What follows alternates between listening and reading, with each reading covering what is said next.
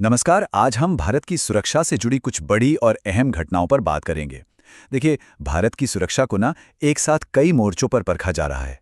आसमान में एक बहुत दुखद नुकसान हुआ है, समुद्र में बेचैनी बढ़ रही है और हमारी सीमाओं पर भी एक खतरा लगातार सुलग रहा है।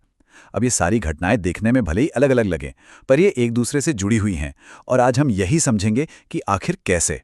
तो हो क्या रहा है कि भारत का जो सुरक्षा का पूरा परिदृश्य है वो एक साथ कई भू राजनीतिक झटकों का सामना कर रहा है।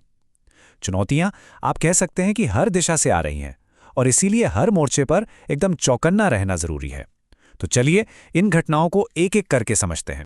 शुरुआत हम करते हैं भारतीय वायुसेना से। और ये एक ऐसी कहानी है जिसमें एक तरफ तो एक दुखद नुकसान है और दूसरी तरफ एक बहुत ही महत्वाकांक्षी तकनीकी भविष्य की उम्मीद भी है।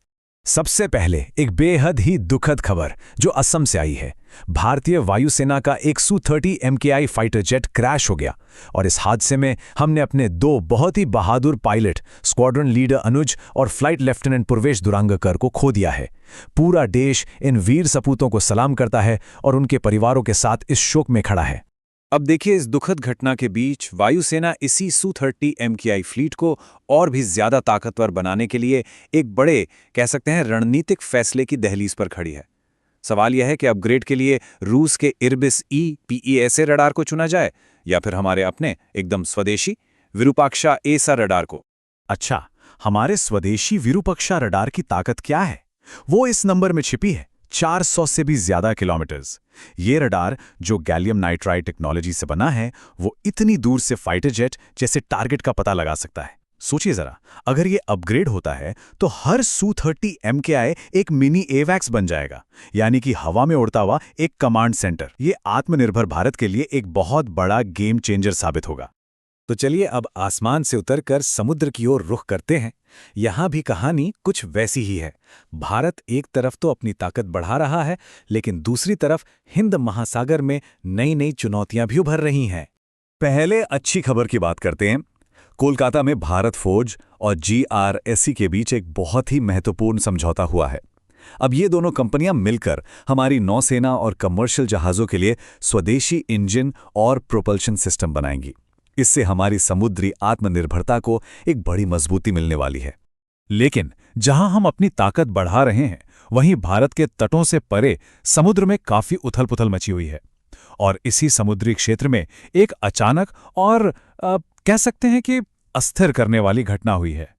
एक वाकई चौंकाने वाली खबर यह है कि ईरान का एक युद्धपोत IRS डीना श्रीलंका के पास हिंद महासागर में डूब गया है। रिपोर्ट्स ये बता रहे हैं कि यह शायद एक पनडुब्बी हमले की वजह से हुआ है। अब अमेरिका और ईरान के बीच तनाव वैसे ही बढ़ा हुआ है। ऐसे में ये घटना इस पूरे क्षेत्र में तनाव और सुरक्षा चिंताओं और भी ज्यादा बढ़ा सकती है। अब चलिए जमीनी हकीकत पर आते हैं। भारत की अस्थिर जमीनी सीमाओं की ओर, जहां हमारे पड़ोस में ही एक बड़ा सैन्य संघर्ष छिड़ गया है।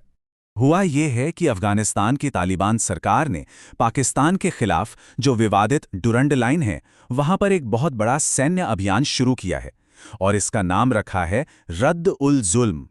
इस संघर्ष की गंभीरता वाकई चौंकाने वाली है। अफगान रक्षा मंत्रालय का तो यहां तक दावा है कि इस ऑपरेशन में 100 से ज्यादा पाकिस्तानी सैनिक मारे गए हैं और तो और उनके कई सैन्य ठिकाने भी पूरी तरह से तबाह कर दिए गए हैं। अब सवाल ये है कि इस क्षेत्रीय अस्थिरता से भारत के लिए क्या खतरा है? तो अब हम सीधे सीधे उस खतरे पर ध्यान देते हैं जो भारत के लिए पैदा हो रहा है। भारतीय खुफिया एजेंसियों ने एक बहुत ही गंभीर अलर्ट जारी किया है और ये संख्या उस चेतावनी के केंद्र में है। पता चला है कि POK के लॉन्च पैड्स पर 1000 से 1500 आतंकवादी भारत में घुसपैठ करने के लिए बिल्कुल तैयार बैठे हैं।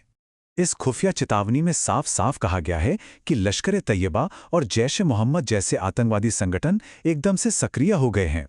इसी वजह से जम्मू कश्मीर और पंजाब की सीमा पर सुरक्षा बलों को हाई अलर्ट पर रख दिया गया है, क्योंकि घुसपैठ का खतरा बहुत ही ज्यादा है। तो इन सभी जटिल और एक साथ हो रही घटनाओं को देखते हुए सवाल ये उठता है कि आगे का रास्ता क्या है।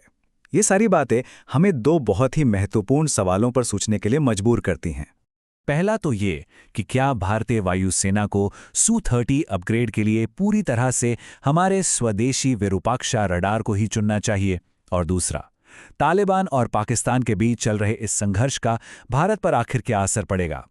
देखिए, ये वो रणनीतिक सवाल हैं जिनके जवाब भारत के आने वाले कल को आकार देंगे। इन पर सोचना बहुत जरूरी है।